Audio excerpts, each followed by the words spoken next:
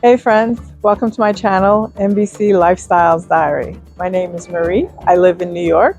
I love fashion, traveling, and entertaining, cultural events, and I'm asking you to join me on the adventure. The phone was not enough. They planned a weekend. He would go to New York to see her. He knew she was in corporate. He just didn't know how successful. The topic of their jobs came up casually while in Miami. There was no great description. She was a creative director for an ad firm. He was not clear what that meant, but while they were sipping mimosas on the hotel balcony in Miami, he didn't care. She knew he was an engineer. What type of engineer she didn't know or care while they were dancing the night away. She was relieved he was educated and had a profession. He was relieved she was educated and had a career. Neither of them thought this was going anywhere when life played a trick on them and had them fall in love. He arrived in New York and took a cab to her apartment. It was a luxury high-rise with a doorman. This was a little more than he expected. The apartment was well proportioned with a killer view. His townhouse in D.C. looked very simple in comparison. His townhouse was actually outside of D.C. in Virginia. She had things all planned. Since he paid to travel for the weekend, she insisted on treating him for the meals. And some very fancy meals indeed. The minute he saw her, he was intoxicated. It was like they never parted. She made him feel so good. She was warm and affectionate, no games. It was like they were in Miami all over again. He couldn't get enough of her. She had forgotten how solid he was, how well built. When he scooped her up in his arms, she felt so protected, so loved, so cherished. She was afraid to say it, but she was happy. So happy it made her feel high. Drunk in love is a real thing. She wanted to spoil him, and she did. And he showed his appreciation in caring gestures, going to get her favorite coffee in the morning, and returning with the coffee, croissants, and a beautiful bouquet of flowers. They talked, they laughed, they listened to music, all the while rediscovering each other in slow, sensuous ways. They went to dinner and explored different parts of New York, and suddenly the weekend was over. When they parted, both thought, "Oh God, I'm in trouble." And the longing clutched them more ferociously than before. Her friends told her she was simply infatuated. Get over it. It's not real because he does not live here. You don't know a person until you have the daily grind with them. His friends teased him that he was pussy whipped. They asked him, "What did she do to you, bro? You really mean you're going to stop running these streets for some chick in New York City?" He heard a Bobby Caldwell song, and the opening lines fit his situation perfectly. "My friends wonder what is wrong with me. Well, I'm in a daze from your love, you see. I came back to let you know, got a thing for you, and I can't let go."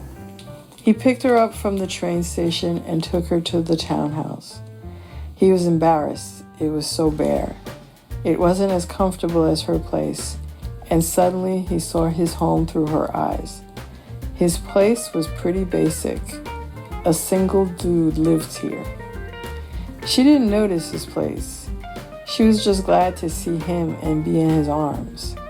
They went out to dinner and talked and stared at each other across the table. It wasn't until they got home that their appetite was truly satiated. This honeymoon went on for a while, and as the haze of love started to settle and routine took hold, then the challenges began. Work, family obligations started eating into their time together. Misunderstandings about who was priority, who was making an effort, began to crop up. Missed weekends, being physically alone while you were supposed to be in a relationship became hard to bear. The longing, the yearning hadn't gone away. It was the strain of being physically apart that was taking its toll. She started to feel less connected, and he sensed that. When he felt her disconnect, he started to get jealous. When he behaved jealously, she became exasperated. Was it time to end it or go to the next level? Someone had to relocate, and his ego was bruised. She was more successful and her job more prestigious. He realized he would have to move. When he thought of moving, he began to miss all that he had built in DC.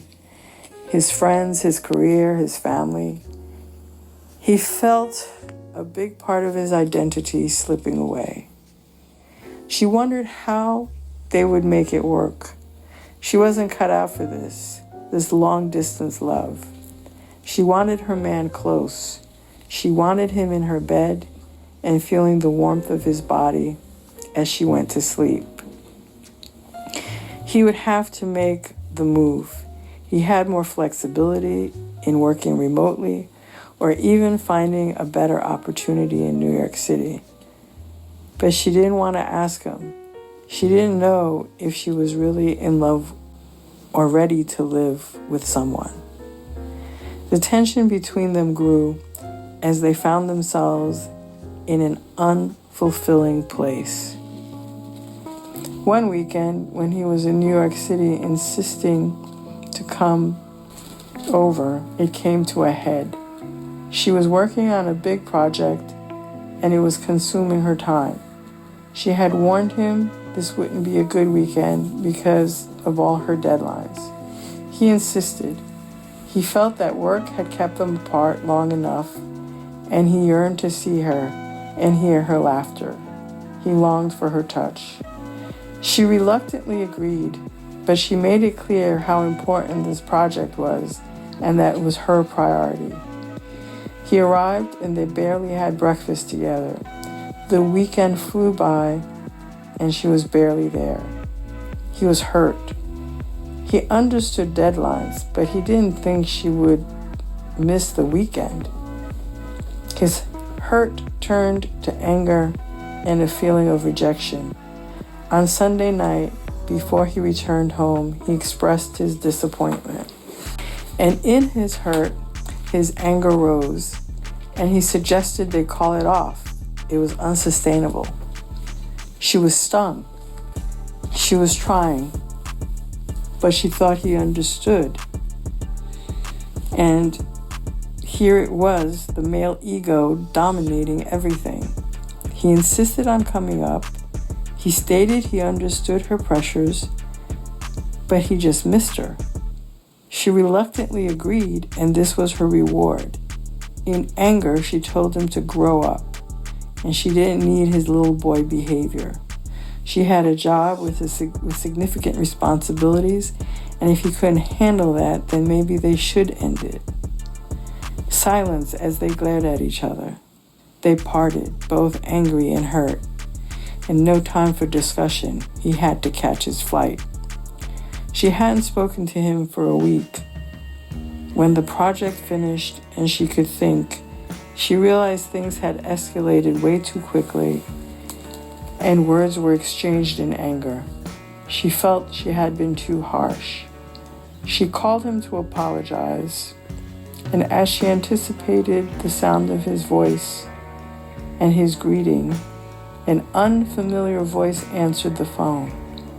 A husky-voiced woman murmured, "Hello." Please look forward to part 3 next week, and remember to like, subscribe, and share.